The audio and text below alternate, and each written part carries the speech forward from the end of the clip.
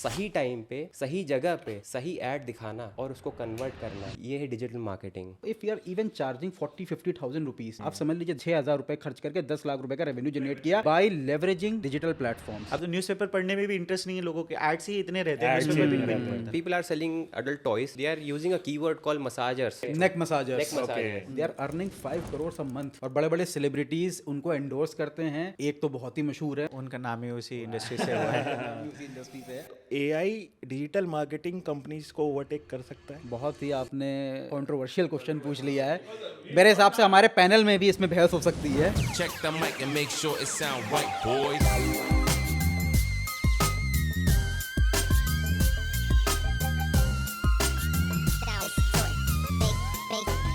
It sound right, boy. दोस्तों, स्वागत है आपका आपके अपने चैनल वेब चेंजर्स में। मैं हूं आपका होस्ट अदीप चौहान और आज हमारे साथ हैं बहुत ही ज़्यादा इंस्पायरिंग लोन। बेसिकली ये क्या है, ये अपनी इंडस्ट्री के बिल्कुल एक्सपर्ट्स हैं। So we have mister Shahnawaz. Hello guys, my name is Shahnwaz Khan. I'm a digital marketing expert and I have a prior 8 years experience in digital marketing, and I also happen to be a founder of a US based company called Digital Appraisers. We have mister Siddiqui. Hello guys, मेरा नाम सरफराज सिद्दीकी है, मैं marketing expert हूँ और आज मैं अपना experience यहाँ पे आप लोगों के साथ शेयर करने वाला हूँ। And we have mister Javed. Hello guys, I am Javed Khan. I am a digital marketing expert and co-founder in Digital Appraisers, and I have experience of 5 to 6 years in digital marketing, and today I will be sharing my experience with you all. सो मुझे इनके बारे में तो सारी चीज़ें पता है, but what I want ना कि ऑडियंस आप लोग भी इनसे रिलेट कर पाए, तो मैं ये चाहता हूँ कि ये अपना इंट्रोडक्शन और कैसे इस इंडस्ट्री के अंदर आए ये थोड़ा सा हम लोगों को बताएं। So we start with mister Shahnawaz. Hello guys, last 8 year से हम लोग डिजिटल मार्केटिंग कर रहे हैं और मैंने काफ़ी यूएस और ऑस्ट्रेलिया के क्लाइंट्स शुरुआत में हैंडल किए। एज़ यू ऑल नो कि लाइक हम लोग 2017-18 से हम लोगों ने यूएस में drop shipping e commerce start किया था लोगों ने काफ़ी टाइम पहले। उस ज़माने में कुछ ड्रॉप शिपिंग की बात ही कुछ अलग थी। उस टाइम पे क्या ही बताऊँ, मतलब ज़रा सी छोटी सी इमेज से ही मतलब लगा के हम लोग जो है 6 फिगर्स कर लिया करते थे। खैर वो एक्सपीरियंस भी अच्छा था और 8 इयर्स हो गए इस फील्ड में, काफ़ी ब्रांड्स हैंडल कर रहे हैं और अब सरफराज भाई के साथ पार्टनरशिप हुई है, अदीप भाई के साथ पार्टनरशिप हुई है, जावेद भाई तो हमारे भाई हैं, तो हम लोगों ने मिलके काफ़ी ब्रांड्स को अब स्केल करना स्टार्ट किया है। तो ये मेरी जर्नी है और इसके बारे में आगे बात करेंगे, बहुत इंटरेस्टिंग टॉपिक है, बट मैं हैंड ओवर करना चाहता हूँ सरफराज भाई के पास। हाय गाइस, मेरी जर्नी थोड़ी सी अप्स एंड डाउन्स वाली जर्नी रही है, अनलाइक मिस्टर शाहनवाज। तो मैंने शुरू करा, स्ट्रगलिंग वाला मेरा फेस था काफ़ी वाला। आफ्टर 10+2 मैंने कॉल सेंटर से शुरू करा काम करना, एंड देन फ्लो के साथ बहते गए, जो जो चीज़ें आती गई लाइफ में उनको इम्प्लीमेंट करते गए। मेरा कहने का मतलब ये है कि ऐसा कोई स्किल सेट नहीं था जब मैंने शुरू करा करियर अपना। 12वीं करने के बाद कोई इस तरह की कुछ सेट पैटर्न्स नहीं थे, कहाँ जाना है, डायरेक्शंस नहीं थी, बट ये था कि चलो फ्लो के साथ चलते चलो, जो करना है। प्रायोरिटी सेट करी, पहले एजुकेशन वाली प्रायोरिटी थी कि सेल्फ डिपेंडेंट होना टॉप मोस्ट प्रायोरिटी थी। उसके बाद की प्रायोरिटी ये थी कि चलो एजुकेशन को भी साथ में लेके चलना है। तो वो करते करते कब 5 साल 7 साल निकल गए, ग्रेजुएशन हुआ, MBA हुआ और साथ साथ कॉल सेंटर से शुरू करके एक कंपनी में एज अ मार्केटिंग मैनेजर और फिर उसके बाद डिप्टी जनरल मैनेजर तक की प्रोफाइल पे मैंने कॉर्पोरेट सेटअप में काम करा है। अब उसके बाद क्या हुआ कि हमने सोचा चलो एक अपना जॉइंट वेंचर शुरू करते हैं, तो इंटरेस्टिंग रहा काफ़ी। वो अभी हम लोग एक साथ बोर्ड में आए हैं और काम कर रहे हैं। डिटेल में बताएंगे इसके बारे में कैसा जर्नी रही। मैं माइक हैंड ओवर करता हूँ मिस्टर जावेद को। हेलो गाइस, मैं जावेद खान हूँ। First of all thanks for having me on this podcast. So मेरी जर्नी भी डिजिटल मार्केटिंग की फील्ड में शुरू हुई लास्ट 5 ईयर से। I am an engineer and I am an MBA graduate. So मैंने लाइफ में मतलब कि इस फील्ड में आने के लिए बहुत रिस्क लिए, एंड इंटरेस्टिंग है मेरा भी कैसे इस फील्ड में आया, कैसे मैं अभी एक कॉर्पोरेट हाई पेइंग जॉब कर रहा होता, बट इस इंडस्ट्री का पोटेंशियल को देखते हुए, एंड सेकेंडली थोड़ा शाहनवाज के इन्फ्लुएंस की वजह से मैं इस इंडस्ट्री में हूँ, एंड वील डिस्कस इस, हम अभी आगे बात करेंगे इस पर। ओके, तो गाइज मैं एक चीज़ समझना चाहता हूँ आप लोगों से, basically what is digital marketing? Digital marketing होती क्या है? यार डिजिटल मार्केटिंग है ना, एक मॉडर्न मेथड है मार्केटिंग का, जो कि लाइक ट्रेडिशनल मार्केटिंग से बहुत अलग है। क्या होता है, मैं आपको डिफरेंस बताता हूँ। लाइक ट्रेडिशनल मार्केटिंग क्या होती थी, रेडियो एड्स हो गए, न्यूज़पेपर एड्स हो गए, ठीक है, आपका बिल बोर्ड्स हो गए, तो ये पुरानी ज़माने की मार्केटिंग होती थी। तो अब आप ये उसमें ये एनालाइज नहीं कर पाते थे कि बेसिक मैट्रिक्स क्या है, ठीक है। अगर मैंने एक बिलबोर्ड लगाया, अभी क्या है, अभी ठंड चल रही है, कोहरा है, दिल्ली में तो बहुत कोहरा है, बिलबोर्ड्स अभी इस टाइम काम के नहीं है प्रॉपरली अगर देखा जाए तो, उसकी व्यूअरशिप इतनी अच्छी नहीं है, ठीक है। सेकंड, अगर मैं उसमें जो इन्वेस्टमेंट किया है, मैं उस पर कितना आरओआई जनरेट किया है, मैं उसे कैलकुलेट नहीं कर सकता, ठीक है। और मेरे को नहीं पता कि मुझे कितनी रीच मिल रही है, ठीक है। But digital marketing is something कि जो हम डेमोग्राफिक टारगेटिंग कर सकते हैं, लाइक इट्स लाइक कि हम लोगों को कहीं भी रीच कर सकते हैं, because most of the time लोग आज की डेट पे मोबाइल्स और लैपटॉप्स पे अपना टाइम स्पेंड कर रहे हैं। 80% of the time people are spending on their mobile phones. जहाँ पे लोगों की आई बॉल्स हैं, वहाँ पे हम एड्स दिखाने लगे हैं। और आज की डेट में डिजिटलाइजेशन हो चुका है, तो मोबाइल फ़ोन में लोगों का ज़्यादा आई बॉल्स है। दैट मीन्स डिजिटल मार्केटिंग एक नई फील्ड, नया एरा है। और मैं आपको थोड़ी एक मेट्रिक शेयर करता हूँ, मज़ेदार है सरफराज भाई। 2023 चल रहा है, अभी लास्ट ईयर था, सॉरी। तो 30% एनुअल ग्रोथ हुई है, कंपाउंडेड एनुअल ग्रोथ रेट, ठीक है। और डिजिटल मार्केटिंग इंडस्ट्री इंडिया में $5 बिलियन की इंडस्ट्री है। $5 बिलियन। हाँ, and you know what, like एक बहुत अच्छा फैक्ट बताता हूँ, by the end of 2032 it's going to be about $55 billion industry, which means कि आज से कुछ सालों बाद 11x की ग्रोथ होने वाली, ठीक है। Can you guys imagine the potential our country has. And the best part is हमारी कंट्री में लाइक सुई से लेके एरोप्लेन के सारे ग्राहक हैं हमारी कंट्री में, समझ रहे हो। इंडिया में हर तरह का ग्राहक मिलता है, बिल्कुल, ठीक है। बट द पॉइंट इज सही टाइम पे, सही जगह पे सही ऐड दिखाना और उसको कन्वर्ट करना, ये है डिजिटल मार्केटिंग। मैं थोड़ा सा ऐड करना चाहूँगा शाहनवाज के इसमें कि बेसिकली डिजिटल मार्केटिंग का जो पूरा प्रोसेस होता है, जो वर्क होता है, वो शाहनवाज ने समझा दिया। बट जो मेजर एडवांटेज जो मुझे लगता है कि कम से कम कॉस्टिंग में जो आप एक विजिबिलिटी मिलती है आपको, एक ऑडियंस मिलती है आपको, वो मैं सबसे मानता हूँ कि डिजिटल मार्केटिंग का सबसे बड़ा एडवांटेज है। आप इंडिया में बैठ के एक एड क्रिएटिव बना के उसको अच्छी सी कॉपी राइटिंग करके पूरी दुनिया को दिखा सकते हैं। And the best part is आप डिटेल टारगेटिंग कर सकते हैं, like you can target people on the basis of their interest. Exactly, interest. इसमें मैं थोड़ा सा अपना एक्सपीरियंस ऐड करना चाहूँगा। 2012 में मैंने ये जो बेसिक मार्केटिंग होती है, BTL ATL मार्केटिंग, जो ट्रेडिशनल मार्केटिंग जिसको शाहनवाज भाई बोल रहे थे, दो अभी भी एग्जिस्ट करती है, अभी भी चल रही है। लेकिन उसमें प्रॉब्लम्स उस समय तो बहुत अच्छा रहता था, करते थे हम सोसाइटीज़ में जाके, हमने कैंपेन्स कर दिए, कुछ एक्टिविटीज़ इस तरह की कर दी है बस क्रिएट करने के लिए।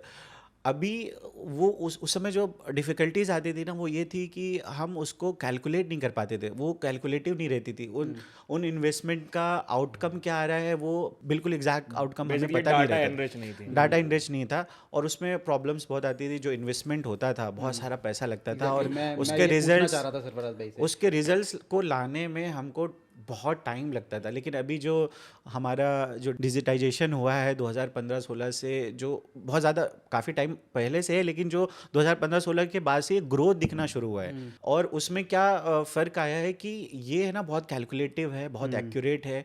आप है ना हर एज ग्रुप, लोकेशन को टारगेट करके स्पेसिफिक उन ऑडियंस तक पहुंच सकते हो जहां आप जाना चाहते हो। अच्छा, मैं सरफराज एक चीज़ पूछना चाहूँगा, जैसे कि आपने बहुत सारे ATL BTL कैंपेन्स को वो किया होगा, तो क्या एवरेज कॉस्ट आती थी आपके एक अगर नॉर्मली हम एक सोसाइटी को भी हम टारगेट कर रहे हैं, जैसे 2000 बंदों की आजकल एवरेज जो एक पॉपुलेशन रहती है सोसाइटी की अच्छी, वो 2000 है। तो अगर हम एक 2000 लोगों के रीच को करना चाह रहे हैं ATL BTL से, तो कितना कॉस्टिंग आती है? मैं आपको ये बहुत इंटरेस्टिंग क्वेश्चन आपने पूछा। इसमें क्या हुआ, मैं आपको एक छोटी सी स्टोरी बताता हूँ 2 मिनट की। हम लोग क्या करते थे, जब मैंने काफ़ी सारे, मेरा जो मार्केटिंग का बैकग्राउंड रहा है ना, मेडिकल फील्ड्स में ज़्यादा एक्सपीरियंस रहा है मेरा, मेडिकल एंड हेल्थ सेक्टर में। तो इसके लिए ना सोसाइटीज़ जो होती थी वो बेस्ट ऑप्शन होती थी मार्केटिंग करने के लिए। उसमें क्या करते थे, हम कैंपेन कर रहे हैं, डॉक्टर्स की टीम लेकर गए हैं वहाँ पे, फ्री चेकअप या इस तरह की कोई चीज़ डेटा कैप्चर करने के लिए करते थे एक्टिविटीज़। और उसमें होता क्या था कि जो आपने बताया 2000, 3000 अप टू 5000 लोगों की सोसाइटीज़ में भी हमने कैंप्स करे। कुछ जगहों पर रिजल्ट्स आ जाते थे, 20-30 लीड्स आ गई, कुछ जगहों पर 50 लोग टर्न आउट हो गए। अब उन 50 लोगों में से हो सकता है 1 या 2 या 3 बंदे ही हमारे क्लिनिक पे विजिट कर पाए, या वो भी नहीं जाते थे। बेसिकली डेटा बेस होता था और ये कोल्ड कॉलिंग की तरह था। तो यहाँ पे हम वो नेसेसिटी जनरेट करा करते थे। लेकिन अब इसका दूसरा एस्पेक्ट अगर मैं बताऊँ, जो डिजिटल मार्केटिंग में एडवांटेजेस हैं, वहाँ पे हम नीड जनरेट करते थे, यहाँ पे हम नीड वाले कस्टमर के पास पहुँच रहे हैं, यानी कि फिल्टर हो गया, सस्पेक्ट एंड प्रॉस्पेक्ट में फिल्टर हो गया। हमने एक एड रन करा उसमें जो इंटरेस्टेड लोग हैं वो हमारे ऐड को देखते हैं और वो इंक्वायरी जनरेट करते हैं, तो सस्पेक्ट पहले ही फिल्टर आउट हो जाता है। जो हमारे प्रॉस्पेक्ट बचते हैं वो हमारे तक आते हैं। मतलब मैंने ये सवाल आपसे इसलिए पूछा, जैसे कॉस्टिंग के बारे में अगर हम कुछ आप बता सके, फिर भी 2000 कॉस्टिंग की मैं बताऊं, जैसे कि एक कैंपेन हम कर रहे हैं, मान लीजिए 2000 लोगों की सोसाइटी है और हम मैक्सिमम का लेकर चलते हैं कि हमारी कैपेसिटी क्या है। जैसे मान लीजिए कि 2000 की सोसाइटी है, अब उसमें डेंटल चेकअप करना है या फिर कोई मेडिकल चेकअप करना है, तो चेकअप में भी टाइम लगता है। एक किसी मरीज को बिठाया चेक कर रहे हैं तो उसको 15 से 20 मिनट का टाइम लगेगा। बेस्ड ऑन दैट हम अपनी डॉक्टर्स की टीम लेके जाते थे, 5-7 डॉक्टर्स, फिर उनके साथ सबऑर्डिनेट्स, जो प्रॉपर टीम होती थी 15-20 लोगों की टीम, मैन पावर इतना जा रहा है। उसके बाद पता चला कि दिन भर में इतनी बड़ी टीम को ले जाते हो तो इनका पर डे का जो एक्सपेंसेस इस पर हेड के हिसाब से एक्सपेंस ऐड करो, फिर उसके अलावा सोसाइटी में परमिशन लोगे, वहाँ पे ब्रांडिंग करोगे, ये सब करने में एक अगर 2000 लोगों की सोसाइटी में आप कैंप कर रहे हो तो मिनिमम जो खर्चा आना है 30 से 50 हज़ार रुपए का खर्चा आना है। और उसमें से टर्नओवर पर डे का 1 कैंप का खर्चे का सेटअप का मैं बता रहा हूँ 30 से 50 हज़ार रुपए। आप 7 से 8 कैंप चलाते थे? अब ये तो डिपेंड करता है। अब मान लीजिए 5 डॉक्टर्स के साथ लेके गए हमने, 100 लोगों को चेकअप करा वहाँ पे, 100 लोगों में से हो सकता है 2 लोग ही आए और वो 2 लोग ट्रीटमेंट भी ना करवाएं, कंसल्टेशन लेकर वो चले जाएं, वो सेकंड ओपिनियन लेने के लिए भी आते हैं। और ज़्यादातर लोग तो ये सोचते हैं कि यार ये फ्री में चल रहा है, चलो अपना टाइम पास करके आते हैं।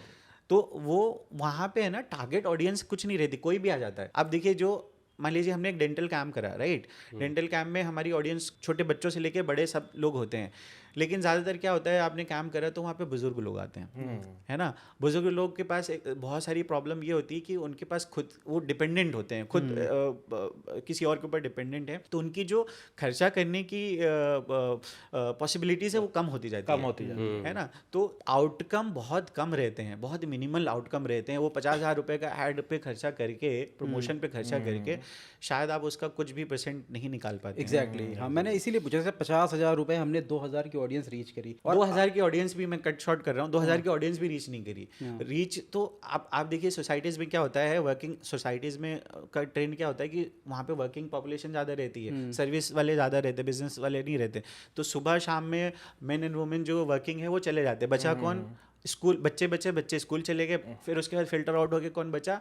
ओल्ड एज पीपल, या फिर आपके है ना सोसाइटी में जो दुकान वाले लोग हैं, भैया लोग हैं, शॉप ऑनर्स हैं, शॉप पे काम करने वाले हैं, वो लोग आके चेकअप करवा के जाते हैं। मैं एक मेडिकल चेकअप का एग्जांपल बता रहा हूँ, जिस फील्ड में मैंने बहुत सालों तक काम करा है, तो वो भी प्रॉस्पेक्ट नहीं रहते हमारे। बेसिकली जो टारगेटिंग है बहुत फ्रेगमेंटेड है। हाँ, और यही एक मेन रीज़न है जो ट्रेडिशनल मार्केटिंग है वो इतनी सक्सेसफुल नहीं है, बिकॉज यही सब इश्यूज होते हैं। एग्जैक्टली मैंने कॉस्टिंग इसलिए यहाँ पे डिस्कस करना चाहा क्योंकि अगर आज के टाइम में आप कोई भी डिजिटल प्लेटफॉर्म यूज़ कर रहे हो, फॉर एग्जांपल आप गूगल एड्स यूज़ कर रहे हो, आप फेसबुक एड्स यूज़ कर रहे हो, आप स्नैपचैट एड यूज़ कर रहे हो, और फॉरेन में तो और भी हैं, रेडिट, कोरा, आपका टिकटॉक, है ना।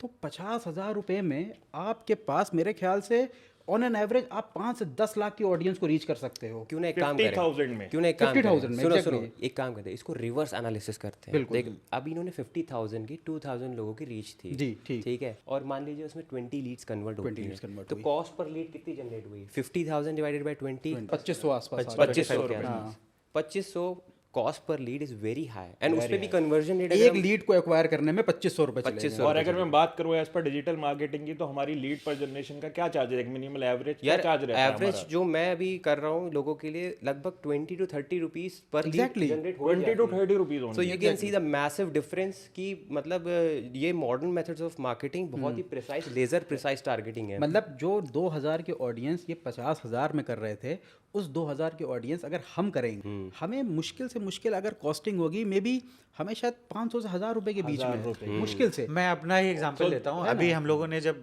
ये रिसेंटली हमने जब जनवरी से हमने अपना वेंचर चालू करा है, जॉइंट वेंचर, ये जो, तो इसमें हम लोगों ने कितना ऐड पे खर्चा करा था? मेरे ख्याल से शायद 5,000 रुपए की खर्चा, टोटल अभी तक 6,000 रुपीज। मैं आपको बताता हूँ, 6,000 रुपीज खर्चा किया, और ओवरऑल हमारे पास 223 लीड्स के आसपास जनरेट, 200 प्लस लीड्स, जिसमें से हम लोगों ने अब तक की डेट में लगभग 12% कन्वर्ट कर लिया। एंड उस पे भी मैं बताता हूँ जो मेरे एक्सपीरियंसेस से बताता हूँ, ये कंट्रोलेबल था। हमने 6,000 का खर्चा करा, देन वी हैव स्टॉप्ड। अब हमें उसमें से फिल्टर आउट करना था एंड देन हमारा कोटा पूरा हो गया 3 महीने तक का। अगर इसका रेवेन्यू एनालिसिस करें ना तो we are on like about 100x ROS। बिल्कुल बिल्कुल 200 लीड्स हमारे पास 6,000 रुपये में आई, ठीक है। अब उसमें से हमारा 10% का भी कन्वर्जन है, मतलब हमने 20 लोगों को कन्वर्ट कर लिया, यानी वो 20 लोग आर पेइंग अस, वो हमारा रेवेन्यू है। वो 20 लोगों से मैं एग्जांपल दे रहा हूँ, if you are even charging 40-50,000 rupees, आप समझ लीजिए 10 लाख रुपए हमने 6,000 रुपए खर्च करके 10 लाख रुपए का रेवेन्यू जनरेट किया बाय लेवरेजिंग डिजिटल प्लेटफॉर्म्स। वहाँ पे हमारा कंट्रोल था, हमें मालूम था हमें किस ऑडियंस को टारगेट करना है, हमें कितना एड बजट लगाना है अपना, और हम उस जो हमारे पास डेटा आ रहा है उसको हार्वेस्ट करके हम इसको और मिनिमाइज कैसे कर सकते हैं। Exactly. So that's the power of modern technology. Modern technology मतलब आप देखिए traditional marketing 50,000 2,000 people and still you are not getting the results. एक या दो आपको क्लाइंट मिलेंगे, 6,000 रुपीज 200 लीड्स एंड 10% 20 कन्वर्जन। इसमें एक चीज़ मैं और ऐड करना चाहूँगा, हम लोग है ना फ्लायर एक्टिविटीज़ भी करा करते थे, BTL एक्टिविटीज़ का पार्ट होता है। तो फ्लायर एक्टिविटीज़ में क्या करते थे, फ्लायर की कॉस्ट मान लीजिए एक फ्लायर की कॉस्ट ₹1 उस समय पड़ती थी, 1 से ₹1.5 ₹2 depend on the size of the flyer. अब उसमें क्या होता था, उस समय फ्लायर वाली मार्केटिंग बहुत लोग करते थे, तो न्यूज़पेपर वालों को हमने दे दिया 5 लाख फ्लायर बना के। ओके, पर्टिकुलर जियो टैगिंग के लिए हमने सोसाइटी में करना 5 लाख फ्लायर्स दे दिए उस पर्टिकुलर एरिया के लिए। अब वो क्या होता था, वो फ्लायर एक्टिविटी हम अकेले नहीं कर रहे होते थे, ओके, वो 50 लोग और कर रहे होते थे। वो न्यूज़पेपर आया, आप क्या करते हो, न्यूज़पेपर को उठाया ऐसे करके उसको झाड़ा, फ्लायर को आप देखोगे भी नहीं, फ्लायर ऐसे करके साइड हट गया, वो न्यूज़पेपर पढ़ता है। अब तो न्यूज़पेपर पढ़ने में भी इंटरेस्ट नहीं है लोगों के, एड्स ही इतने रहते हैं, न्यूज़पेपर भी नहीं पढ़ता। तो कहने का मतलब ये है कि वो 5 लाख खर्चा करके ना शायद उसमें से 1-2 कॉल भी हमारे पास नहीं आते थे। नहीं आते। अच्छा, जैसे मैं जानता हूँ आप इससे पहले बेसिकली आप लीड कर रहे थे फ्रॉम UAE, है ना? तो जैसे आपने शिफ्ट करा इंडिया के अंदर, तो what are the challenges that you are facing currently right now in India, और क्या डेमोग्राफिक रीजन की वजह से कोई ना कोई चेंजेस हैं? आप डिजिटल मार्केटिंग वहाँ जो प्रमोट करते थे और इंडिया में जो प्रमोट कर रहे हो, क्या आप चैलेंजेस देख रहे हो यहाँ पर, और क्या चेंजेस हैं वहाँ की मार्केट और यहाँ की मार्केट में क्या चेंजेस हैं? देखो मैं बताता हूँ, लाइक अर्लियर इन 2017 और 18 की बात है, when we were like struggling to get clients, at that point of time India में लोगों को अवेयरनेस नहीं थी कि लाइक ऐसी भी कोई चीज़ एग्जिस्ट करती है कि जो उन्हें ऑनलाइन रेवेन्यू जनरेट करके दे सकती है। ऐसा नहीं, लोग थे नहीं, थे ऐसे, लेकिन बहुत कम थे, ठीक है। Eight that point of time जो स्मॉल बिजनेस ओनर्स थे ना, they didn't have the idea कि ऐसा भी कुछ करके हम अपने बिजनेस को ऑनलाइन लेके जा सकते हैं और इसको स्केल अप कर सकते हैं। बट हम क्या है, US से एटलीस्ट 5 to 10 ईयर्स तो बिहाइंड हैं। बिल्कुल। तो US में वो अवेयरनेस बहुत पहले आ चुकी थी, तो वहाँ पे हर कोई स्टार्ट करना चाहता था। They wanted to do drop shipping, they wanted to do white labeling, e-commerce, ठीक है, समथिंग दैट, और maybe like lead generation, like बहुत लीड जनरेशन के बहुत सारे बिजनेस चलते हैं, जैसे डेंटल हो गया, रूफिंग सर्विसेज हो गई, प्लम्बिंग सर्विसेज हो गई, बहुत सारी चीज़ें US में चलती थी। तो उस दौरान getting clients in the US was very easy as compared in India. In fact I will tell you, तो लाइक एक स्टोरी बताता हूँ, बहुत फनी है। हुआ क्या कि एक टाइम था, हम लोगों ने अपने इंडियन क्लाइंट को अप्रोच किया और हमने बोला कि हम आपके लिए ऑनलाइन सेल्स जैसे ऐसे जनरेट करके दे सकते हैं via Google ads and Facebook ads, performance marketing basis. So they said okay fine. तो हम लोगों ने कॉन्ट्रैक्ट साइन किया, स्टार्ट किया काम, and then we started to run ads. Basically we started from Google because we believe that we have the lowest hanging fruit on Google right now. So हम लोगों ने वहाँ से start किया and then we started to get results. But at that point of time, the client was saying कि यार मेरा इतना क्यों खर्चा हो रहा है, ये भी ना खर्चा हो।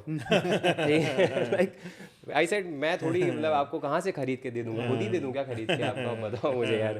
So यार बहुत उस टाइम पे अवेयरनेस नहीं थी। बट क्या है, अब आज की डेट में 2023 and 24 times has totally change, ठीक है। लोगों को अवेयरनेस आ गई है because people are seeing, like Instagram में डिफरेंट बिजनेसेस आ गए, ड्रिप कौन सी द ड्रिप प्रोजेक्ट आ गया, सोल्ड स्टोर आ गया, ठीक है, कितने बड़े बड़े प्रोजेक्ट, दे आर बूमिंग, मतलब day by day, and they are totally based on performance marketing only, ठीक है। और उन्होंने अपना ब्रांड सिर्फ परफॉर्मेंस मार्केटिंग से बनाया है, और हम भी मतलब special very nice example of बेवकूफ.com। यस बेसिकली उन्होंने स्लोगन, जहाँ तक मुझे आइडिया, स्लोगन वाली टी शर्ट से शुरू करा था उन्होंने। वही अर्लियर 2018-17 की अगर आप बात कर रहे हैं, और जब हम ऑपरेट कर रहे थे UAE से, इसी टॉपिक से रिलेटेड मैं थोड़ा सा 10 मिनट का टाइम लूँगा इसमें।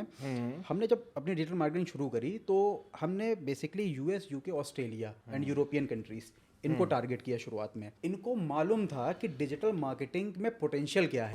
ओके उनको जब हम कुछ समझाते थे, अच्छा इंडिया में एक बहुत बड़ा फैक्टर है इन्वेस्टमेंट का। हम किसी के पास जाके कहते हैं कि हम आपका डिजिटल मार्केटिंग से रेवेन्यू लाएंगे, सेल्स लाएंगे, लीड्स लाएंगे and we will charge you this much. उस टाइम में ये था यार अगर इतना खर्चा करना है मैं पेपर में ऐड दे दूंगा, मैं जो एटीएल बीटीएल की बात हुई कि मैं अपने फ्लैट्स लगवा दूंगा, मैं बिलबोर्ड लगा दूंगा। यूएस में लोगों को मालूम था, तो वहाँ पे जो कन्वर्जन रेट था, मतलब हम अपनी सर्विसेज को बेच के जो कन्वर्जन रेट था वो बहुत हाई था एंड सक्सेसफुल था।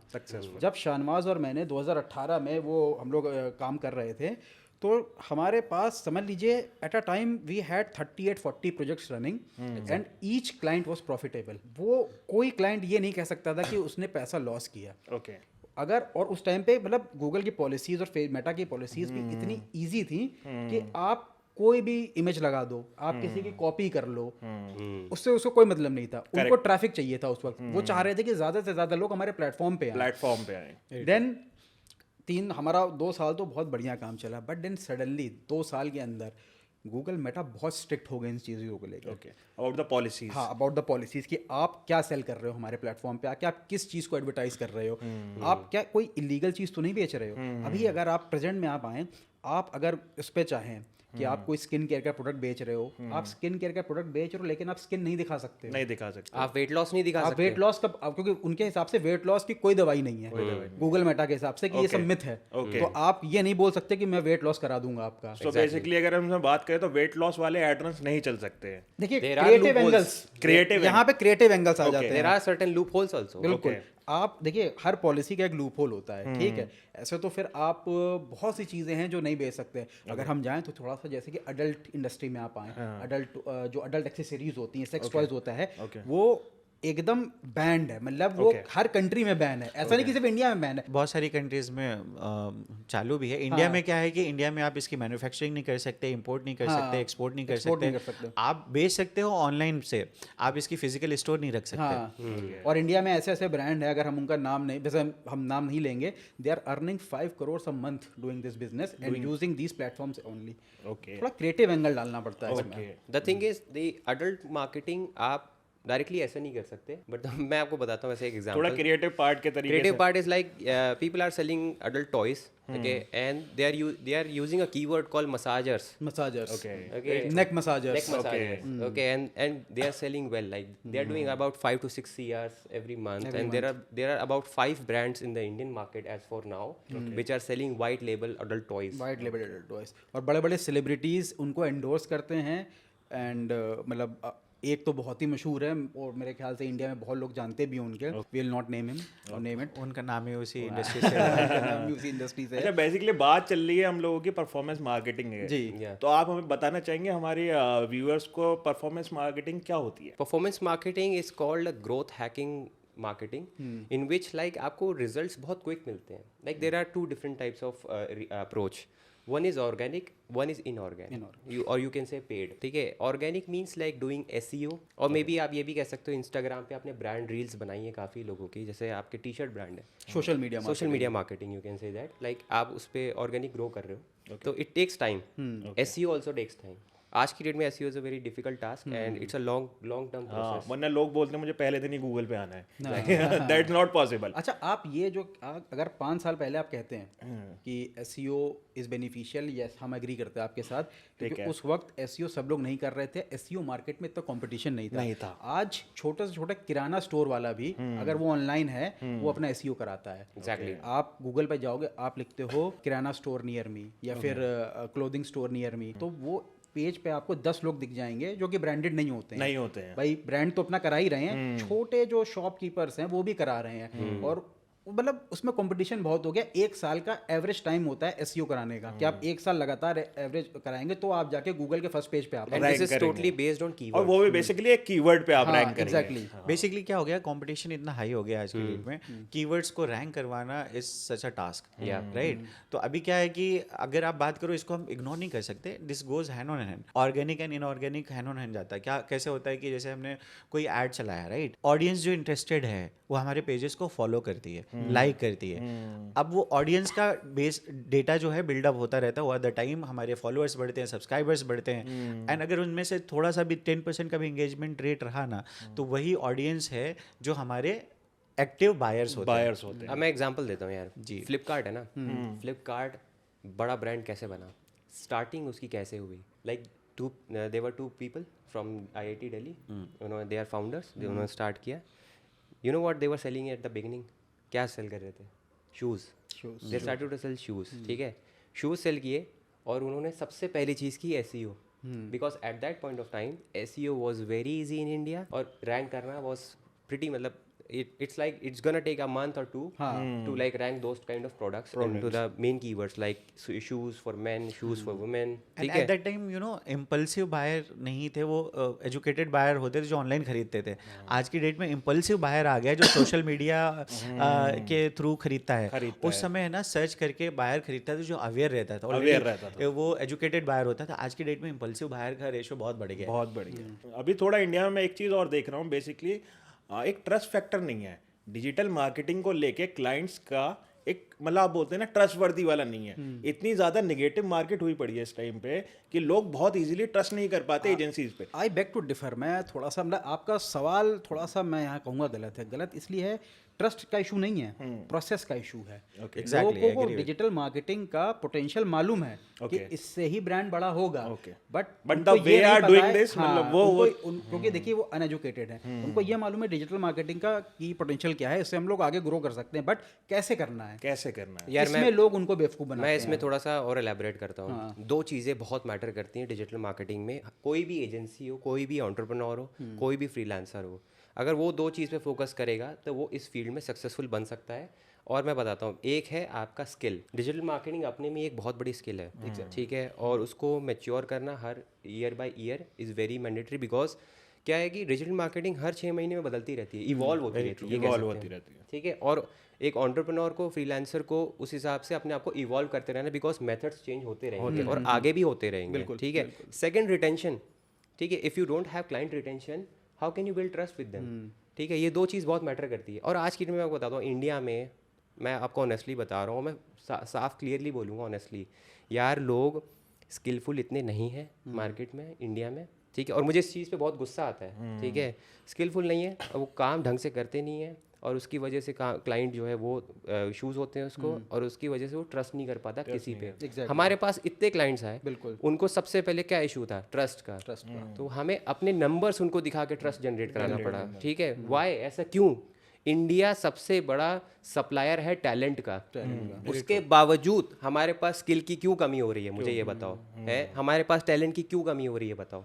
The main reason is educate नहीं हो रहे लोग प्रॉपरली। एक्चुअली आज के टाइम का जो यूथ है ना, जनरेशन जो अभी है, ये है ना शॉर्टकट चाहते हैं। इन्होंने एक एस्पेक्ट, इनको है ना किसी ने ऐड चलाना तो सीख लिया, लेकिन मार्केटिंग क्या होती है ये नहीं जानते। बिल्कुल। आपको है ना मार्केटिंग, अगर डिजिटल मार्केटिंग भी जाना है ना, तो digital marketing is a part of marketing. आपको मार्केटिंग भी समझना बहुत ज़रूरी है। जैसा शाहनवाज भाई ने बोला कि retention is a part of, core part of marketing.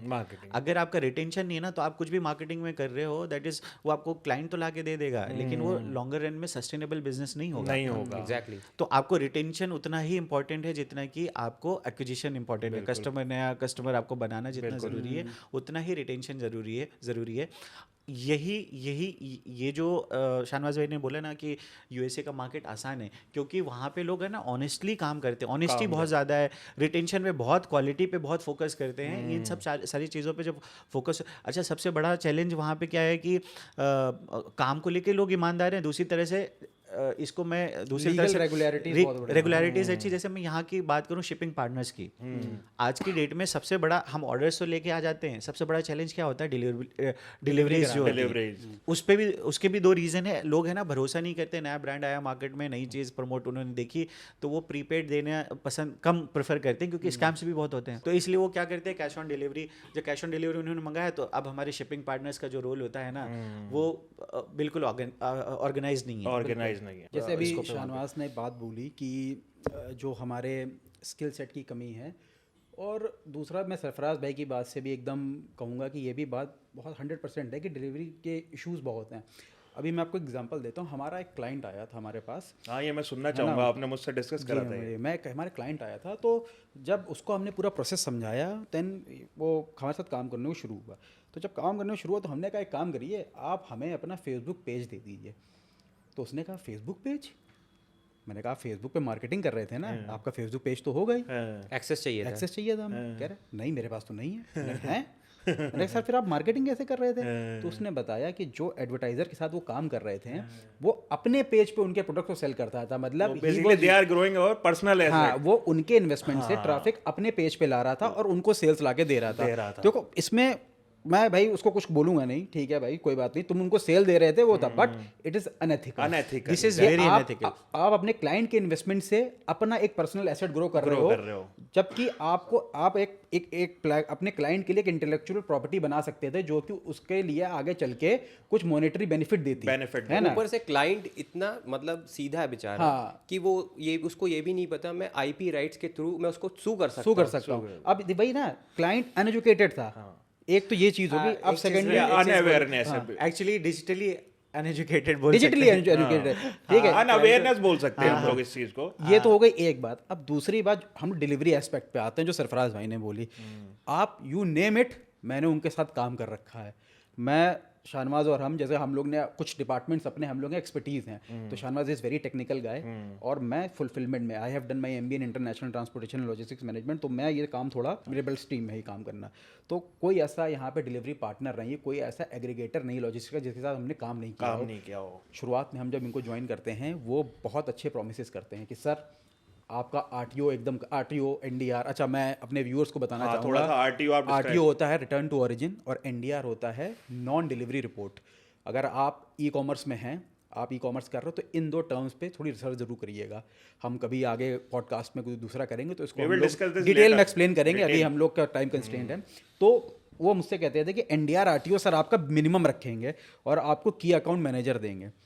ठीक है सर, मैंने 1.5 साल काम कर लिया, मैं आज तक की अकाउंट मैनेजर से बात नहीं कर पाया अपने। अच्छा, मुझे फ़ोन नंबर देते थे, मैं उनको कॉल करता था, नहीं सर हम तो नहीं है आपकी की अकाउंट मैनेजर, हम तो नहीं है आपकी की अकाउंट मैनेजर। इसका रीजन क्या है? वो लापरवाह है या फिर डिमांड एंड सप्लाई वाली नहीं बात नहीं है? नहीं व्हाट इज दिस? मैं बता रहा उनके हूँ, पास वर्कलोड ज्यादा है, मैन पावर कम है। आप कॉर्पोरेट काम कर चुके हैं, लापरवाहों को आजकल कॉर्पोरेट में रखा जाता है, आप खुद बताइए। 1 महीने में निकाल दिया जाएगा अगर आप लापरवाही पे हो। अब क्या होता है, ये जो एग्रीगेटर्स हैं इन सब के पास 1 या 2 बड़े क्लाइंट्स होते हैं। फॉर एग्जांपल कोई अमेजोन के लिए कर रहा है, कोई फ्लिपकार्ट के लिए कर रहा है, कोई मिंत्रा के लिए कर रहा है। तो जो 80% इनका बिजनेस आता है वो आता है इन बड़े जायंट्स से।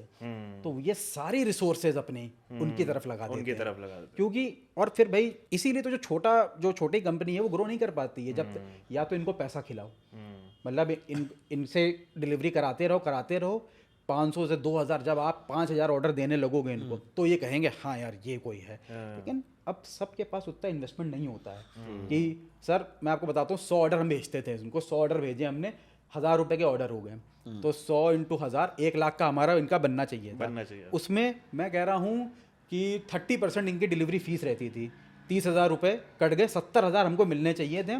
RTO काटने के बाद शायद 20-21 हज़ार रुपये हमको देते थे, क्योंकि RTO का भी पैसा तो ये रख ले रहे ना।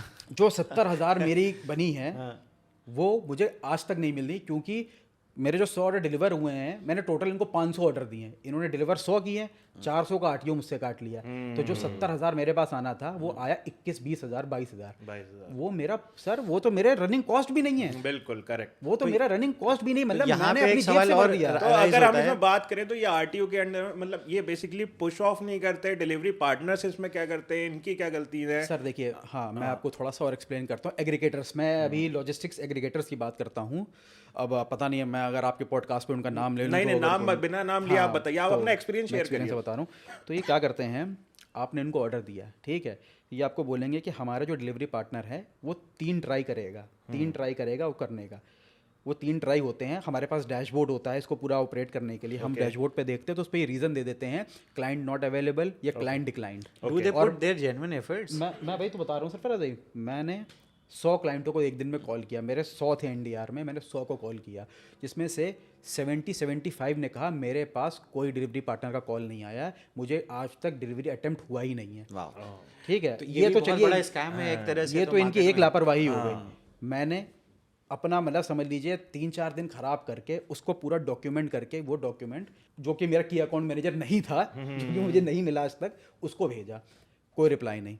मैं उसको चेस करता गया, एट लास्ट बिजनेस का पूरा रेवेन्यू ये पी गए और मुझे 2 महीना 3 महीने बाद उसको शट डाउन करना पड़ा। भाई मैं अपनी जेब से पैसा कब तक भरूंगा? बिल्कुल। मैं मैन्युफैक्चरिंग भी मैं मतलब कहीं से प्रोडक्ट सोर्स कर रहा हूँ, ये मैन्युफैक्चर कर रहा हूँ, मैं एडवर्टीजमेंट पे पैसा लगा रहा हूँ, मैं पैकेजिंग पे पैसा दे रहा हूँ, मैं डिलीवरी पे पैसा दे रहा हूँ यार। उसके बाद जहाँ मेरे 70-80 हज़ार आने थे, चलो मैं 3 महीने में 70-80 हज़ार एक आम इंसान के लिए बहुत होता है, बहुत।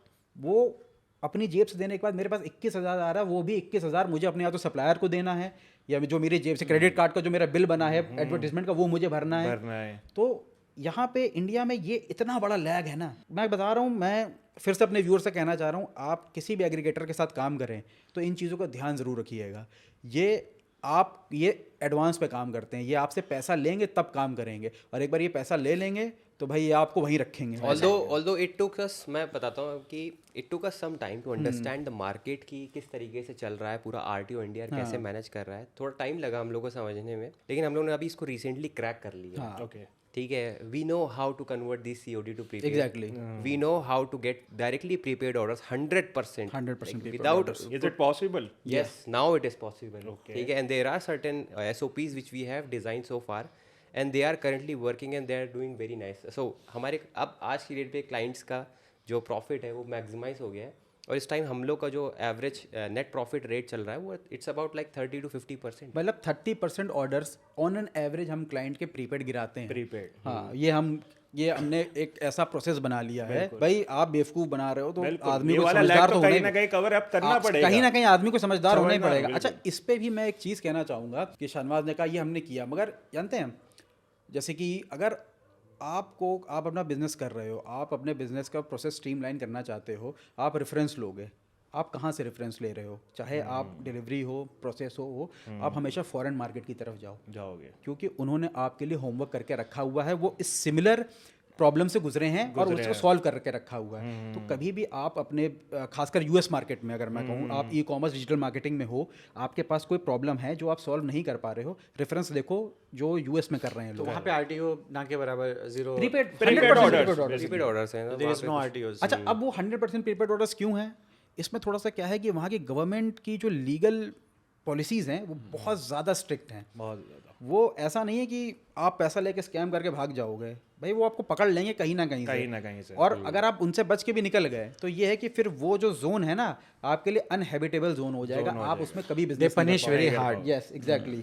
जैसा कि अब इंटरनेशनल मार्केट की बात चल रही है, तो डे बाय डे क्या हो रहा है इंडिया के अंदर, new digital agencies day by day basically run कर रहे हैं लोग, नए लोग डेवलप कर रहे हैं। तो what we want to know, अगर कोई नई एजेंसी रन कर रहा है तो उसको इंटरनेशनल जाना चाहिए या इंडियन क्लाइंट्स के साथ रहना चाहिए? बहुत ही आपने कंट्रोवर्शियल क्वेश्चन मेरे हिसाब से हमारे पैनल में भी इसमें बहस हो सकती है। नहीं तो हमें चाहिए ना, बेसिकली क्या है, हमको हमारे व्यूअर्स को बेसिकली, और जो डिजिटल एजेंसी रन कर रहे हैं उनको भी थोड़ा आइडिया होना चाहिए इस चीज का। तो शैल आई गो फर्स्ट और आप लोग जाना चाहोगे पहले? बताइए कॉन्ट्रैडिक्ट करिए, कोई इशू नहीं है बेसिकली। देखिए, मेरा पर्सनल मानना है, ठीक है, मैं पर्सनल मानना है कि अगर आप एज अ डिजिटल मार्केटर शुरू कर रहे हो, always go for a foreign country.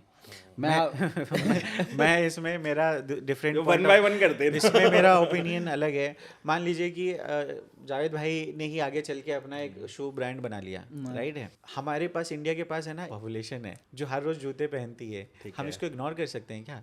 Problems हमारी जिंदगी में आती है और आती रहेगी। इस प्रॉब्लम के बीच में हम समाधान क्या निकाल रहे हैं, दैट इज व्हाट मैटर्स। हम इंडियन ऑडियंस को कैसे इग्नोर कर सकते हैं? हमारे यहाँ का GDP हमें ग्रोथ करना है, वो भी जिम्मेदारी हमारे ऊपर है। यहाँ की मैन्युफैक्चरिंग, यहाँ का कस्टमर, यहाँ का जो भाई उसको फ़ायदा क्यों ना मिले, अच्छे प्रोडक्ट्स उन तक क्यों ना पहुँचे।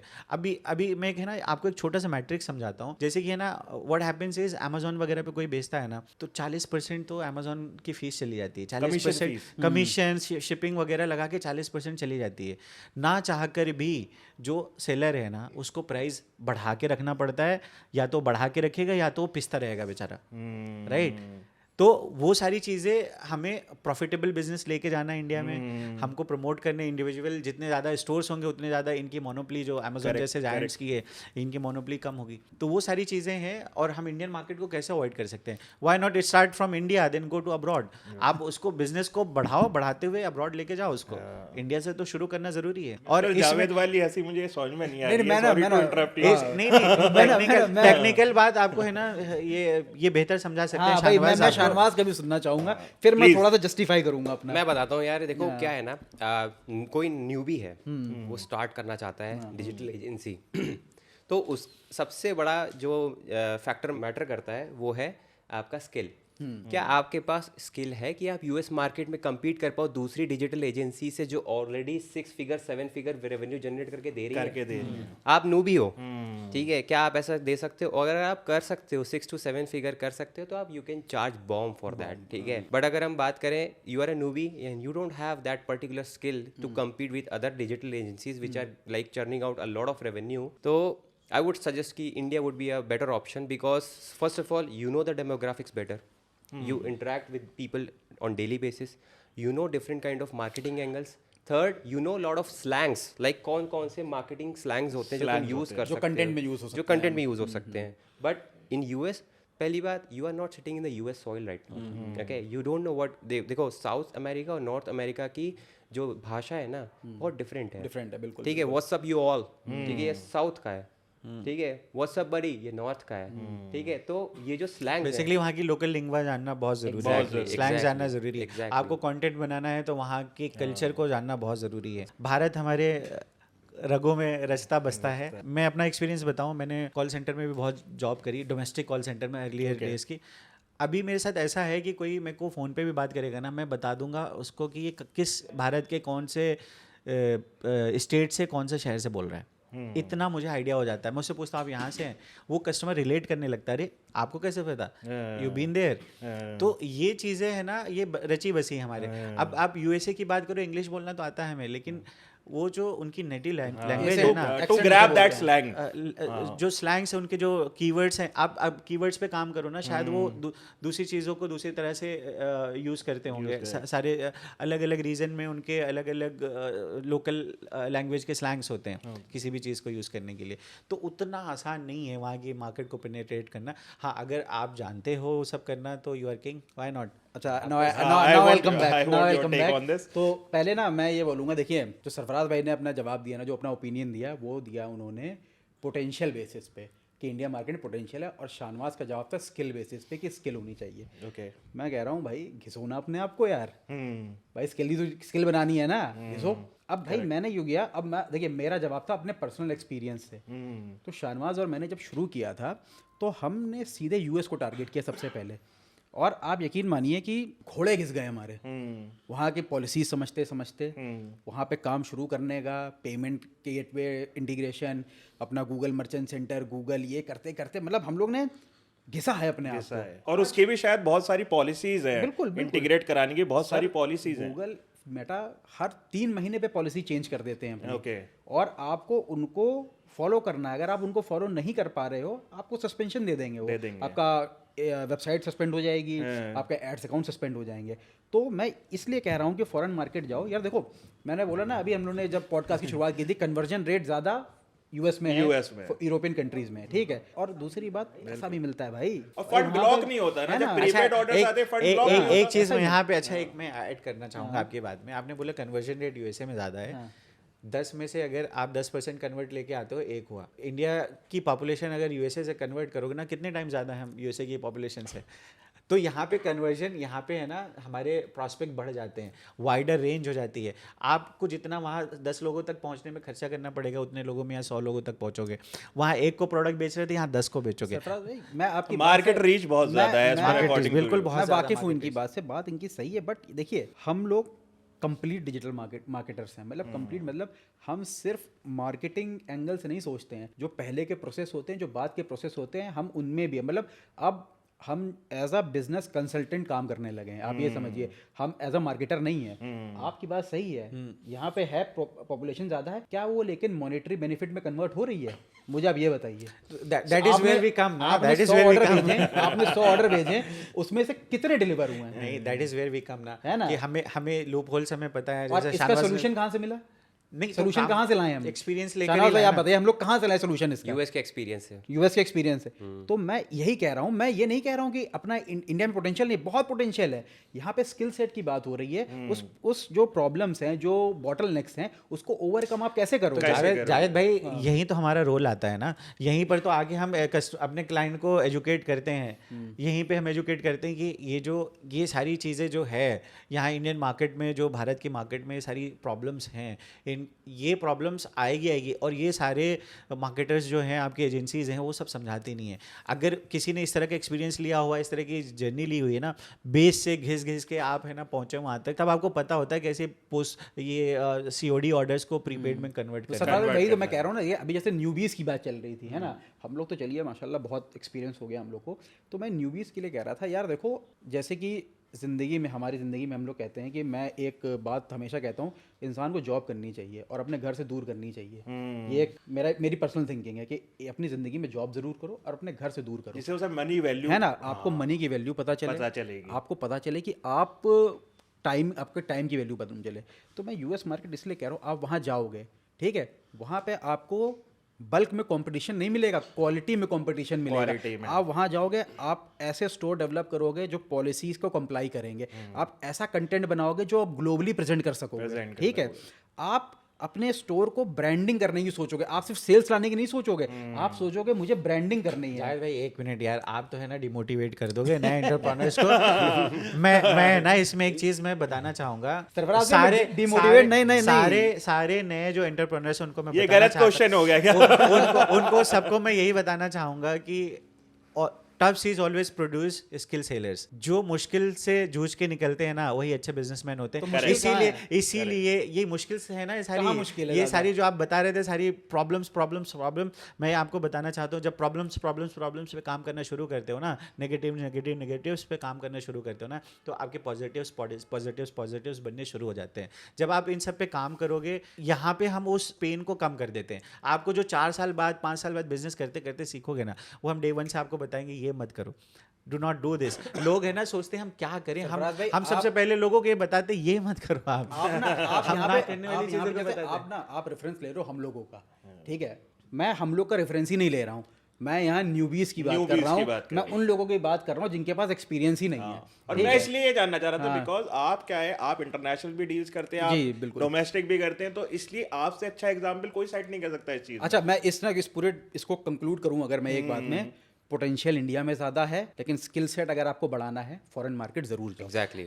न्यूबी के लिए कहना है, आप दोनों जगह पिच कर सकते हैं। बिल्कुल, दोनों तरफ। देखो मैं बताता हूँ थोड़ा सा, मेरे बात समझना। एक चीज़ इसमें मैं ऐड कर दूं, मैं भूल जाऊंगा अदरवाइज। इसमें मैं क्या बोलना चाह रहा हूँ कि है ना, बच्चा है ना, चलता है, घिसटता है, फिर उसके बाद गिरता चलता है, फिर चलना सीखता है। तो हम अभी चलना सीख रहे हैं। डाउन द लाइन अगर हम ये करेंगे नहीं, तो 2 साल, 5 साल, 10 साल बाद हम दौड़ेंगे कैसे? तो हमें करना ही है, ये करना ही चाहिए। सो मेजर चैलेंजेस देखो बताता हूँ क्या है ना, कि यार as being a digital marketer, as a performance marketer, what you have to do is you have to play with other people's money, ठीक है? आप दूसरों को पैसा इन्वेस्ट करके उनको ये गारंटी दे रहे हो कि हम आपको ऑनलाइन सेल्स या जो है लीड्स या कस्टमर्स जनरेट करके देंगे, करेक्ट? ठीक है, दैट्स वाई ये इंडस्ट्री थोड़ी टफ है कम्पीट करने में, बिल्कुल, बिकॉज सबसे पहले चीज़, you are leveraging on other people's money, ठीक है? एंड यहाँ पे आपका स्किल सेट काम आता है। तो मैं ये कहूँगा, इंडिया में अगर आप न्यूबी हो और आप कम्पीट करना चाहते हो, first you have to do is study the competitors. तो स्टडी करने के लिए आपको यूएस का कंपटीशन समझना है। एग्जैक्टली, मैं आपको बताता हूँ, यूएस में आज की डेट में सबसे ज़्यादा हाई कन्वर्टिंग एड्स चलते हैं यूजीसी, ठीक है, यूजर जनरेटेड कॉन्टेंट, ठीक है? और UGC it builds a trust, it builds an authority for the brand, ठीक है? और आपको वो ऐसे ही मालूम है कि 5 से 10 साल यूएस हमसे आगे चलता है, विच मीन्स कि आने वाले टाइम में इंडिया में, ठीक है, खैर अभी भी चल रहा है, ऐसा नहीं है, लेकिन आने वाले टाइम में यूजीसी की जो है डिमांड बढ़ने वाली है, ठीक है, यहाँ पे। और वो चीज़ हाई कन्वर्टिंग है। तो न्यूबीज़ को मैं ये टिप दूंगा कि अपनी तरफ से कि whenever you are trying to establish a brand or working for a brand, try to create UGCs for them so that you can get a high conversion rate as well as for prepaid orders also. Okay ठीक है, ये मैं अपनी तरफ से एक tip अच्छा, देना जैसे न्यूबीज की बात चली रही है, तो अगर जैसे मान के चलिए किसी ने अपनी एजेंसी न्यूली सेटअप करी, अब उसके पास कोई पोर्टफोलियो है नहीं, तो ये बात है। अब अगर उसे किसी क्लाइंट को पिच करना है तो वो पोर्टफोलियो कैसे क्रिएट करे अपना? देखिए इसमें क्या होता है, आप एजेंसी मतलब आप एजेंसी क्रिएशन पहुंच गए बिना किसी भी क्लाइंट के लिए काम करे हुए, तो थोड़ा सा या तो होगा कि भैया पैसा बहुत है आपके पास, आपने बहुत ही एक स्किलफुल वर्कफोर्स को मैनेज कर रखा है, ठीक है, या फिर अगर आप अकेले काम कर रहे हो तो यार मुझे नहीं लगता, अगर if you are doing alone, you are a lone wolf, या यार पहले जाओ ना थोड़ा सा फाइवर है, फाइवर जाओ, फाइवर अपवर्क पे जाओ, है ना, या फिर छोटे छोटे प्रोजेक्ट उठाओ। Correct. यार अपने किसी रिश्तेदारी में किसी का बिजनेस, लाइए आपकी वेबसाइट बना दूं, लाइए आपका एसईओ कर दूं, है ना, तुम मॉनिटरी मत देखो, तुम 50 रुपए में काम करो। बिल्कुल। इनफैक्ट शाहनवाज और मैंने जब काम शुरू किया था, हाँ। $50 पहली पेमेंट थी हमारी, अच्छा, पहला क्लाइंट। दूसरे क्लाइंट ने हमें पेमेंट ही नहीं दी, उसका काम फ्री में किया, लेकिन इसने हम लोग को कोर्सेज खरीद के तो दिया। आप लोगों ने स्टार्ट कहाँ, फाइवर यार से मैं करा, मैं आपने कहाँ से करा? मैं थोड़ा सा मैं अपनी जर्नी बताना चाहूँगा, ठीक है, मैं मेरी जर्नी समझना यार। 2016 में मैंने अपना जॉब स्टार्ट किया था एज अ सेल्स इंजीनियर, ठीक है, ऐसी भी कोई जॉब होती थी मुझे मालूम नहीं था, ठीक है। इससे पहले आप अपना थोड़ा टेक्निकल बता दीजिए, आपके वैसे एजुकेशन फील्ड में है हमारे। मैं बीटेक मैकेनिकल इंजीनियर हूँ, ठीक है, और आपको पता है इंडिया में बहुत इंजीनियर्स हैं। खैर, तो जब मैंने अपनी ग्रेजुएशन ख़त्म की तो उसके बाद मैं जॉब्स ढूंढनी स्टार्ट की, 3-4 जगह इंटरव्यू दिए, एंड आफ्टर दैट मेरी एक जगह जॉब लगी और I was working as a sales engineer. So I was doing sales, it took me about 3 months to close my first deal, and then at point of time I learned how to do door to door sales.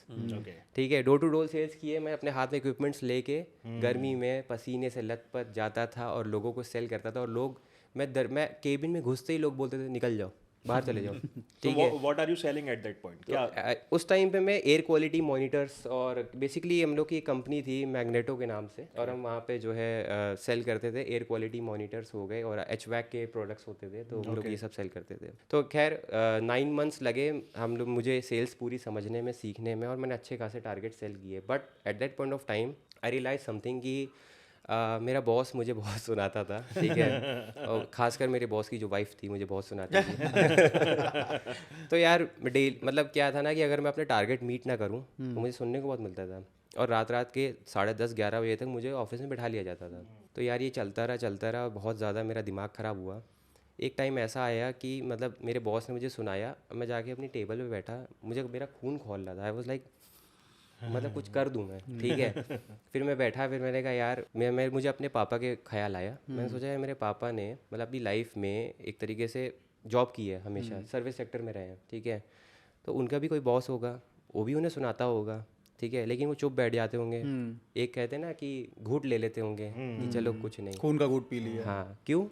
क्योंकि उनके ऊपर जिम्मेदारी थी अपनी wife की, अपने बच्चों की। अगर वो छोड़ देते जॉब तो कहाँ जाते? बिल्कुल।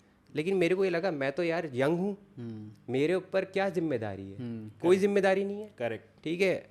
और अगर अभी भी मैं नौकरी छोड़ दूँ, मेरे पापा इतने सक्षम है कि 6 महीना मुझे रख लेंगे अपने पास, और एक चीज़ बोलेंगे नहीं कि बेटा तुमने इतना खर्चा किया, वो किया, ठीक है, तो मैं क्यों सुन रहा हूँ इसकी, ये बताओ, क्यों सुन रहा हूँ मैं इसकी? मैं उठा, रेजिग्नेशन लेटर लिखा, ठीक है, और गया, मैंने HR से बोला कि आई फायर यू गाइस, ठीक है, मुझे नहीं करना तुम लोगों के साथ काम, that's it for the day.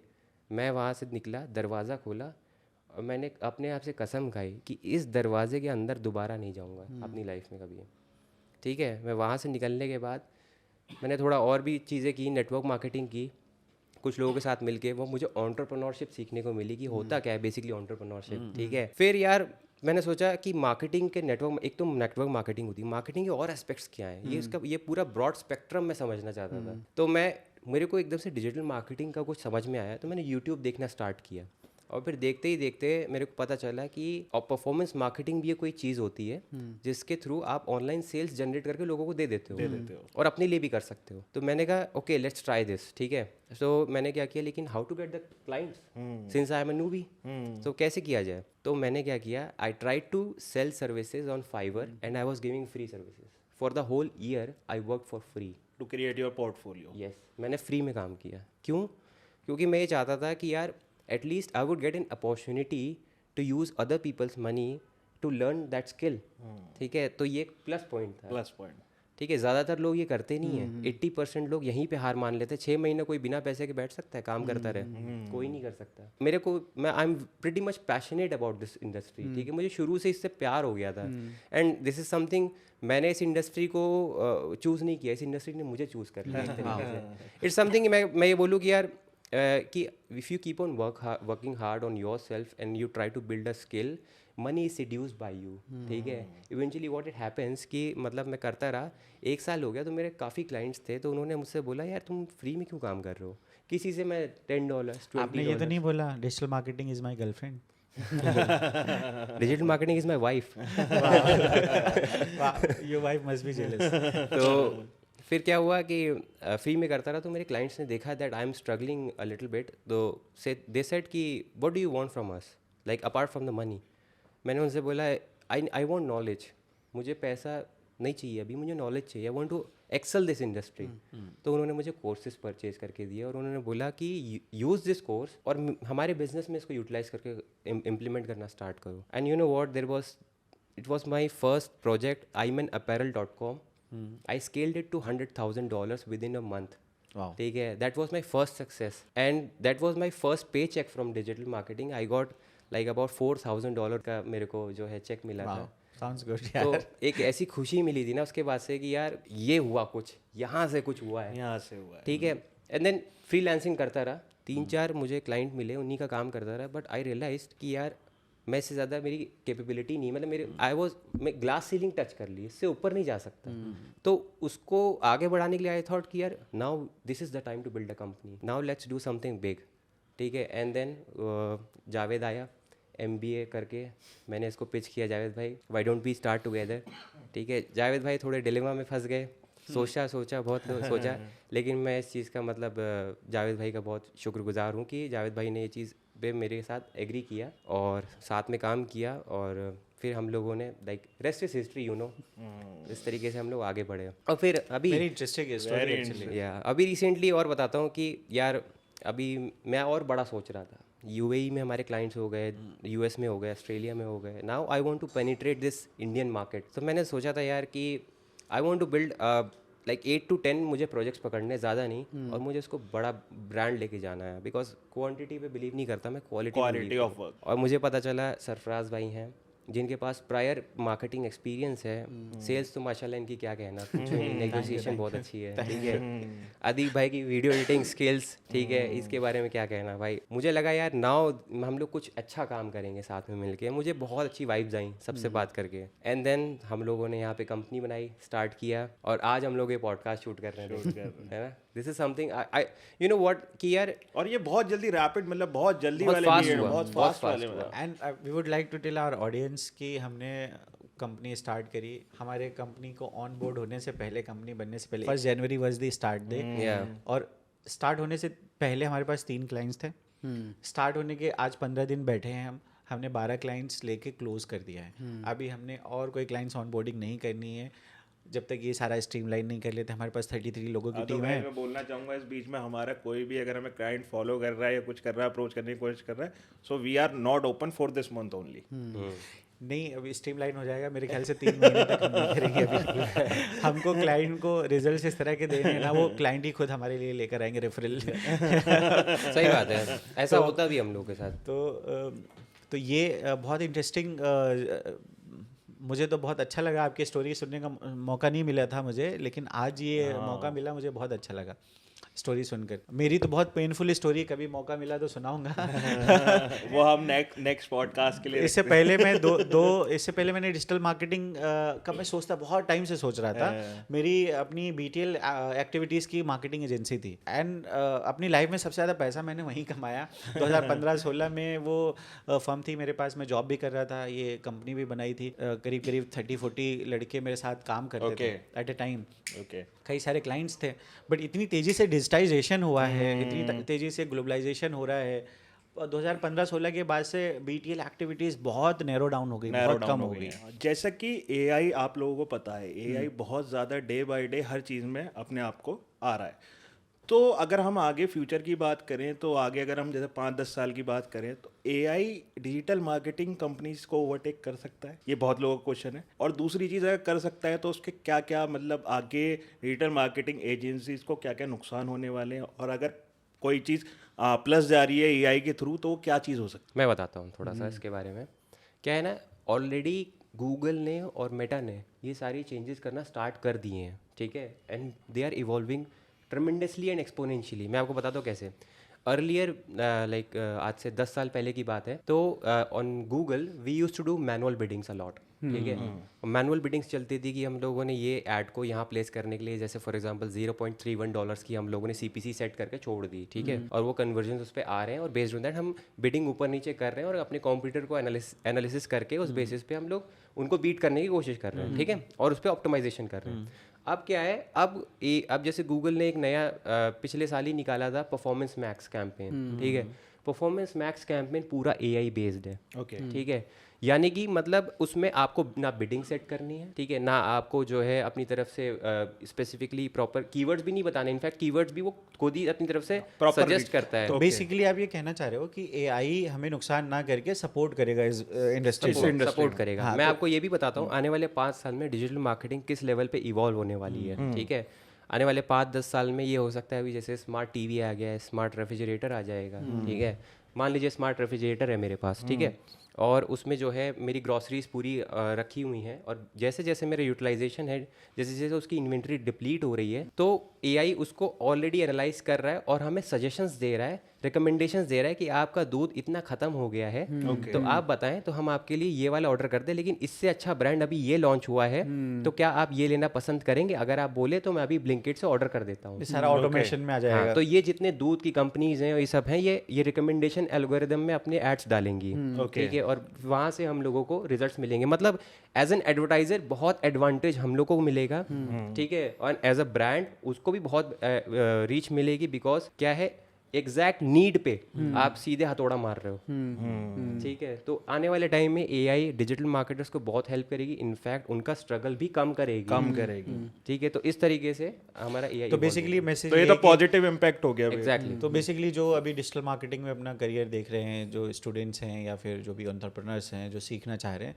तो उनको AI से भी फेमिलियर होना पड़ेगा, डे बाय डे उनको अपग्रेड करना पड़ेगा। एक नई फील्ड है AI के, उसमें मोस्टली लोगों को पता है, बट फिर भी मैं बता देता हूँ कि प्रॉम्प्ट इंजीनियरिंग। आज की डेट में प्रॉम्प्ट इंजीनियरिंग सबसे हाईएस्ट पेइंग जॉब है, ठीक है, क्योंकि AI से आपको जो डिज़ायर्ड रिजल्ट चाहिए उसके लिए आपके पास प्रॉपर प्रॉम्प्ट होने चाहिए। सो यू मीन टू से सॉफ्टवेयर लाइक ChatGPT जो AI है, तो वहाँ पे प्रॉम्प्ट इंजीनियरिंग काम करता है। तो वहाँ पे अगर आप प्रॉम्प्ट इंजीनियरिंग में एफिशिएंट हो तो आप मन चाहे रिजल्ट्स ला सकते हो। एग्जैक्टली। थोड़ा सा जो जैसे अदीब भाई आपने सवाल किया कि AI के बेनिफिट्स तो हमने यहाँ पे डिस्कस कर लिए। अब अगर हम थोड़े से इसके डिसएडवांटेजेस देखें तो आप कह रहे हो कि क्या AI ये जॉब्स खा जाएगा? जॉब्स खा जाएगा, एग्जैक्टली। देखिए, पॉसिबिलिटी है, बिल्कुल पॉसिबिलिटी है, क्योंकि जिस हिसाब से ऑटोमेशन हो रहा है चीज़ों का, जिस हिसाब से AI डेवलप हो रहे हैं, तो अभी जो ChatGPT की बात करी, तो कंटेंट क्रिएशन, जो कॉपी राइटिंग का काम था, पूरा किसी का प्रोडक्ट डिस्क्रिप्शन लिखना या फिर किसी को कोई ऐसे लिखना है, ठीक है, तो वो काम पहले था कि क्रिएटिव थिंकिंग थी लोगों की, वो करनी पड़ती थी। अब वो मैनुअल लेबर ख़त्म कर दिया AI ने, तो बहुत सारे कंटेंट क्रिएटर जो कंटेंट राइटर्स हुआ करते थे, उनकी जॉब अब खतरे में आ गई है। खतरे में। एग्जैक्टली। तो मैं बिल्कुल कह सकता हूँ कि एज अ डिजिटल मार्केटर मुझे भी डर है कि हो सकता है कल को कोई AI इतना ज़्यादा एडवांस हो जाए कि वो खुद ब खुद सब कुछ कर रहा है, वो एड्स की ऑप्टिमाइजेशन कर रहा है, वो क्रिएटिव भी खुद बना रहा है, वो सब कर रहा है। बट अभी अगर हम इंडियन मार्केट की बात करें तो बहुत दूर की बात है ये तो। Exactly. ये इंडियन मार्केट में अगर हम 5-10 साल में हम ये चीज नहीं साल, देखेंगे, 15-20 साल भूल जाएंगे। ऐसा है कि एक सेक्टर डाउन जाएगा तो दूसरा दूसरा सेक्टर sector एग्जैक्टली नहीं आप मैं एग्जांपल समझाता लीजिए हूँ ना। एक एग्जांपल देता हूँ मैं। जैसे डिजाइनर्स हैं, फॉर एग्जांपल मेरी शू मैन्युफैक्चरिंग कंपनी है, ठीक है, तो अभी एक AI है, आपने सुना होगा मिड जर्नी, ठीक है। मिड जर्नी पे आपको बहुत अच्छे प्रॉम्प्ट देने आने चाहिए। अगर आप प्रॉम्प्ट दोगे तो अपने शू की डिज़ाइन आप उस अपने ही हिसाब से अपग्रेडेशंस में डाल के आप वहाँ से बहुत सारे वेरिएशंस निकाल सकते हो और उसको फाइनलाइज कर सकते हो, और वो भी बहुत ही लिमिटेड टाइम में। एग्जैक्टली। अब इससे दो चीज़ें हुई, एक डिज़ाइनर की जॉब गई, ठीक है, दूसरा प्रॉम्प्ट इंजीनियर की जॉब हाई पेइंग होगी। हाई पेइंग होगी बिल्कुल। एक इंडस्ट्री डाउन हो रही है तो सेकंड अप आप हो रही इसको है ना हाँ। बेसिक लेमन टर्म में समझो तो एक टाइम पे टेलीविजन्स थे, फिर उसके बाद से उनका रूप लिया एलसीडी ने। आज की डेट पे शायद वो भी कोई नहीं देख रहा है, मोबाइल पे ओटीटी सारा कुछ देख रहे हैं। सिनेमा हॉल्स का क्या हाल हो रखा है, तो सारा लोगों कुछ ने OTT घरों से पे टीवी हटा दिए हैं। बिल्कुल बिल्कुल। तो एक साइड डाउन हुआ है टेलीविजन वाला वो सारा कुछ, लेकिन एक तरफ से अब भी हुआ है मोबाइल वाला, ये मोबाइल वाली इंडस्ट्री, ये सारी इंडस्ट्री अब भी हुई है। तो मैं ये मतलब जो इस टॉपिक पे हम लोग थे तो ये कहना चाह रहा हूँ कि अभी इंडिया में तो फिलहाल 20 साल आप लोगों को डरने की ज़रूरत नहीं है। हाँ, फॉरेन मार्केट में मैं कोई फॉरेन का, मैं बार बार फॉरेन मार्केट को थोड़ा प्रमोट करता हूँ, तो मुझे नहीं मैं बहुत बहुत इंडियन हूँ दिल से। शादी कहाँ करना चाह रहे हो आप, इंडिया में? नहीं, मैं ऑलरेडी शादीशुदा हूँ।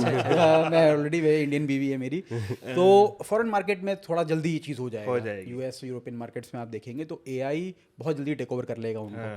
आप अमेजोन देखते हैं, अमेजोन का एलेक्सा आता है आजकल, है ना, तो आप फॉरेन में जाएंगे तो आपको 90% हाउस होल्ड में वो मिल जाएगा। इंडिया में शायद 10 में 1 या 2 ही रखते हैं। वो आपके घर के सारे काम कर सकता है। थोड़ा बहुत आपको घर का इंफ्रास्ट्रक्चर उस हिसाब से बनाना पड़ता है, वो आपके सारे काम कर देगा।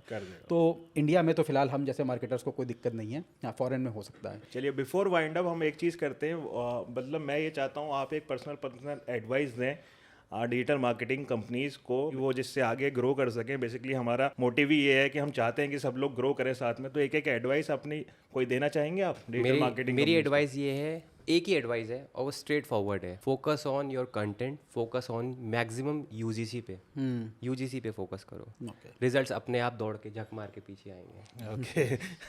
दूसरी बात मैं ये बोलूँगा, इंडिया में है ना हमारे पास मैन पावर बहुत है इंडिया में, हिंदुस्तान में, और मैन पावर है ना एक इकोनॉमिकल मैन पावर है। आप बात करें यूएसए वगैरह में एक डिजिटल मार्केटर की बहुत अच्छी सैलरी होती है, बट अगर इंडिया में बात करें कम होती है। लेकिन हम इंडिया से है ना रेवेन्यू जनरेट कर सकते हैं अगर हम एथिकली प्रैक्टिस करें। करेक्ट। इंडिया में है ना एथिकल प्रैक्टिस करने वाले बहुत कम लोग हैं। हमने देखा है कि जैसा जावेद भाई ने पहले बताया था कि एग्जांपल देखिए, पैसे किसके एट कॉस्ट ऑफ क्लाइंट वो अपना एसेट तैयार कर रहे हैं। तो दिस इज़ वेरी अनएथिकल। इस तरह के प्रैक्टिसेस होंगे तो शायद उनका ट्रस्ट भी हमारे ऊपर से जाता है, और जो पैसा, जो डॉलर्स हम ला सकते हैं इंडिया में, भारत में, वो हमारे पास से जाता हुआ दिखता है। करेक्ट। मैं एडवाइस दूंगा, मैं एडवाइस ऐसे दूंगा यार। पहले तो मैं आपको बताऊंगा, फोर्ब्स ने 2024 में सबसे highest paying job digital marketing की बताई है कि इन 2024 digital marketing job will be the highest paying.